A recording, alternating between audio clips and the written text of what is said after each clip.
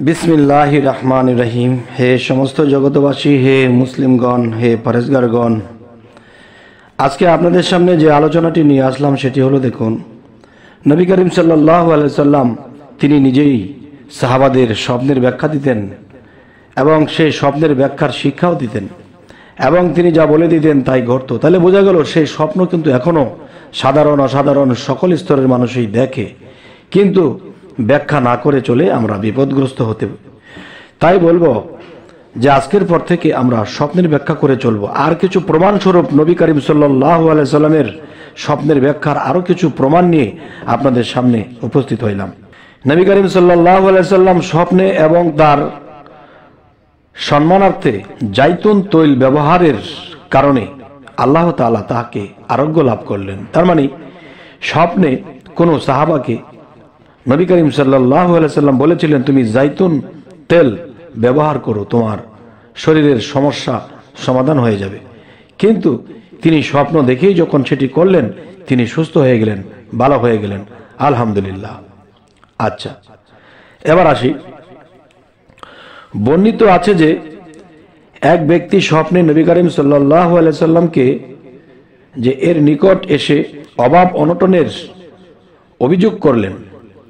नबी करीम सल्लल्लाहु अलैहि वसल्लम बोलें तुमी आली इब्ने ईशार काछे जाओ एवं गिये ताके बोलो जाते तुम्हार प्रयोजन मिटे ए परिमाण कोनो किछु देयार जन्य। लोकटी बोल्लो हाँ आल्लाह रसूल प्रमाण हिसेबे कि बोलबो ताके। नबी करीम सल्लल्लाहु अलैहि वसल्लम बोलें प्रमाण हिसेबे तुमी ताके बोलबे जे आली इब्ने ईसा আমাকে নবী করিম সাল্লাল্লাহু আলাইহি ওয়াসাল্লামকে প্রস্তরময় স্থানে দেখেছিল এবং আলী ইবনে ঈসা উচ্চ জায়গায় ছিল এবং সেখান হতে নিচে নেমে আমার সাথে সাক্ষাৎ করেছিল। আমি বললাম তুমি তোমার পূর্বের স্থানে চলে যাও। বর্ণনাকারী বললেন পূর্বে আলী ইবনে ঈসা চাকরিত্ব ছিল, পুনরায় সে पद लाभ करेছিল। ওই ব্যক্তি ঘুম হতে উঠে আলী ইবনে ঈশার নিকট পৌঁছালো এবং স্বপ্নের ঘটনা খুলে বলল। আলী ইবনে ঈসা বললেন তুমি সত্যই বলেছ এবং 400 স্বর্ণ মুদ্রা তাকে দিয়ে বললেন তার দ্বারা তুমি ঋণ পরিশোধ করো এবং আরো 400 স্বর্ণ মুদ্রা দিয়ে বললেন তা তোমার পুঁজি, এ থেকে তুমি খরচ করো, যখনই তা শেষ হয়ে যাবে পুনরায় তুমি আমার নিকট আসবে। বসরার কোনো এক ব্যক্তি চাদর বিক্রি করত। সে বলল আমি আহওয়াজের রাজ পরিবারের কোনো ব্যক্তির নিকট একটি দামি চাদর বিক্রয় করলাম। চাদরের মূল্য দিয়ে তার সাথে আমার কর্তব্য হলো যে হযরত আবু বকর ও হযরত উমর গালি দিয়ে বসলো, কারণ লোকটি শিয়া ছিল, কিন্তু তার ক্ষমতার দাপটের কারণে আমি তার জবাব দিতে পারলাম না। মনে আমি খুবই কষ্ট নিয়ে এবং দুঃখিত ও ব্যথিত হয়ে বাড়ি ফিরলাম। রাতে আমি খুব দুঃখ বেদনা ও মনকষ্ট নিয়ে ঘুমিয়ে পড়লাম। স্বপ্নে নবী করিম সাল্লাল্লাহু আলাইহি সাল্লামকে দেখতে পেলাম এবং বললাম হে আল্লাহর রাসূল, অমুক ব্যক্তি হযরত আবু বকর ও উমর কে শক্ত গালি দিয়েছে। নবী করিম সাল্লাল্লাহু আলাইহি সাল্লাম বললেন তাকে আমার কাছে নিয়ে আসো। আমি তাকে নিয়ে আসলাম। নবী করিম সাল্লাল্লাহু আলাইহি সাল্লাম তাকে চিৎ করে শোয়াও। আমি তাকে শোয়ালাম। তিনি বললেন তাকে জবেহ করো। আমি জিজ্ঞেস করলাম হে আল্লাহর রাসূল আমি কি তাকে জবেহ করিব? তিনি বললেন হ্যাঁ, তাকে জবেহ করো।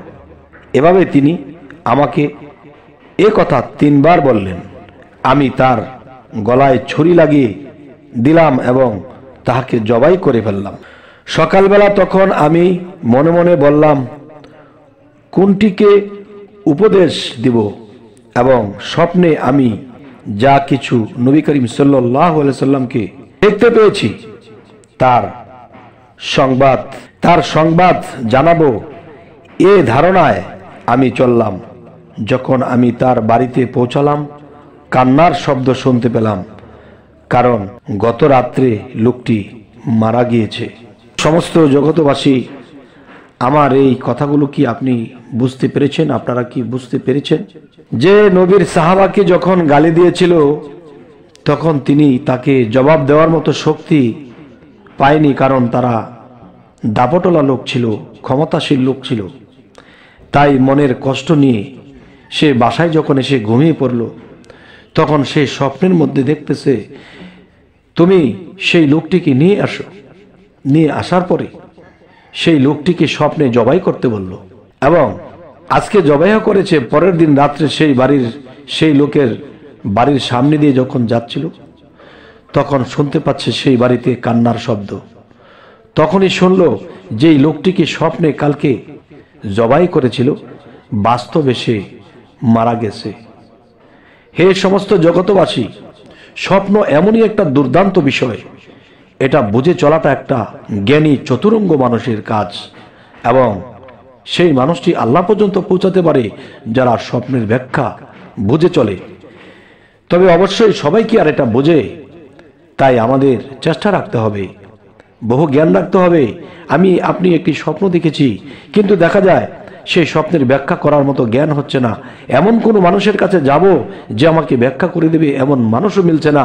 তখন রাতের গভীরে চোখের পানি ফেলে যখন আপনি 1011 বার জপনা করবেন বা জিকির করবেন, রব্বি জিদনি ইলমা, রব্বি জিদনি ইলমা, একটি স্বপ্ন আপনি বুঝতে পারেননি, পরের রাত্রে আরেকটি স্বপ্ন এসে আপনাকে সেই স্বপ্নটি বুঝিয়ে দিবে আল্লাহ এই রব্বি জিদনি ইলমা নামের গুণে। সুবহানাল্লাহ। হে আল্লাহ, আমাদেরকে জ্ঞান দান করুন যেন আমরা স্বপ্নের ব্যাখ্যায় পারদর্শী হতে পারি, বুঝে চলতে পারি। আমাদের চ্যানেলের আলোচনা যদি আপনাদের ভালো লাগে তো অবশ্যই সাবস্ক্রাইব করে নেবেন, পরবর্তীতে যেন ভালো আলোচনা নিয়ে আপনাদের কাছে আসতে পারি। সকলে ভালো থাকবেন। আল্লাহ হাফিজ।